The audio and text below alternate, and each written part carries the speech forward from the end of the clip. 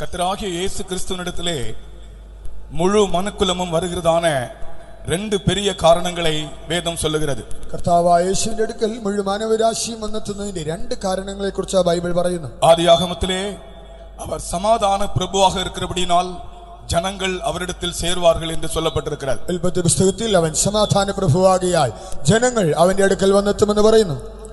சங்கீத புஸ்தகத்திலே அவர் ஜெபத்தை கேட்கிறபடியால் மாம்சமான யாவரும் அவரிடத்தில் வருவார்கள் என்று சொல்லப்பட்டிருக்கிறது. സങ്കീർത്തനത്തിൽ അവൻ പ്രാർത്ഥന കേൾക്കുന്നവനാകിയാൽ സകല ജഡവും അവന്റെ അടുക്കലേക്ക് വരുമെന്ന് പറഞ്ഞിരിക്കുന്നു.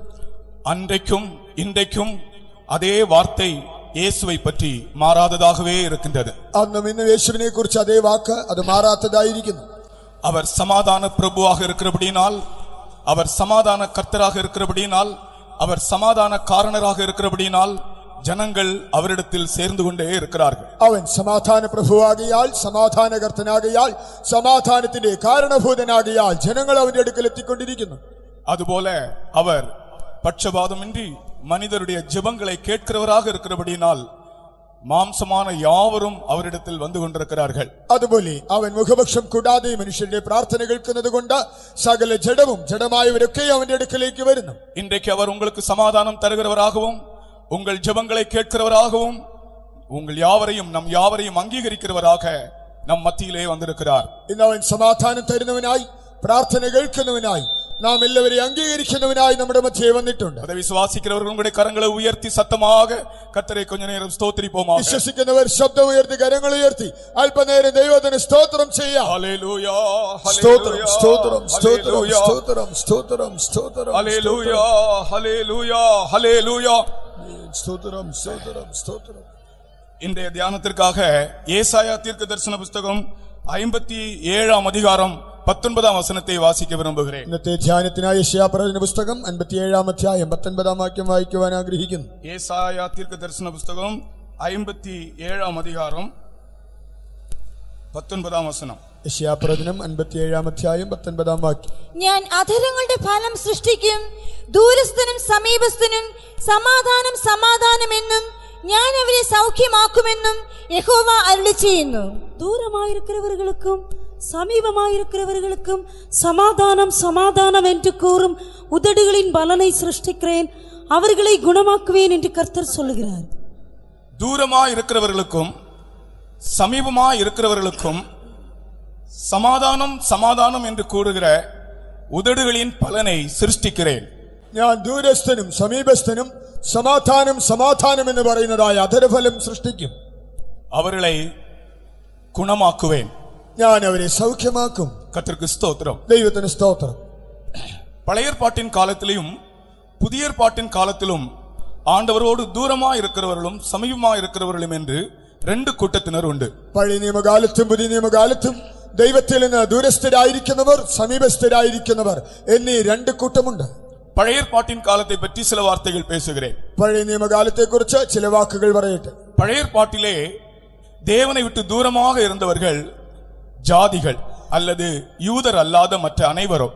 പഴയ നിയമകാലത്ത് ദൈവത്തെ വിട്ട് ദൂരമായിരുന്നവർ അവർ വിജാതീയർ അഥവാ യഹൂദന്മാരല്ലാത്തവർ.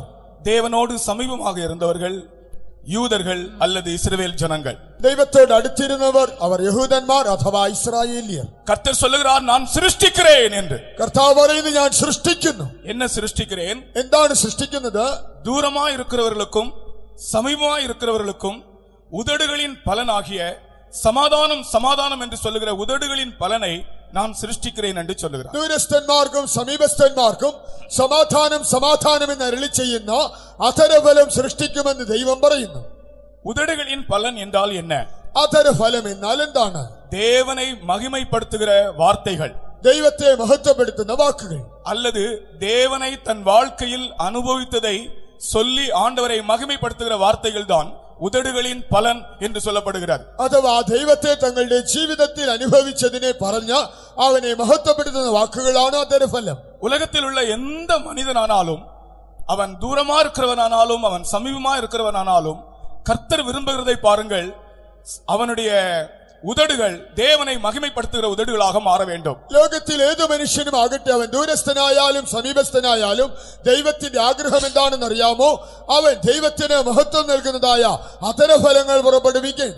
தேவனை மகிமைப்படுத்துகிற வார்த்தைகள் இல்லாத மனிதன் ஒரு கனி இல்லாத மரம் என்றுதான் சொல்ல வேண்டும். ദൈവത്തെ മഹത്വപ്പെടുന്ന ജീവിതമില്ലാത്തതായ ഒരു മനുഷ്യൻ അവൻ ഫലമില്ലാത്ത വൃക്ഷം പോലെ മാത്രമെന്ന് പറയാനാവും. ஒரு தென்னை மரத்தை நடுகிறீர்கள், தென்னை மரத்திலே தேங்காயே இல்லாவிட்டால் உங்களுக்கு எப்படி இருக்கும்? ഒരു തെങ്ങ് നട്ടിട്ട് അതിൽ തേങ്ങ ലഭിച്ചില്ലെങ്കിൽ നിങ്ങൾക്ക് എന്ത് തോന്നും?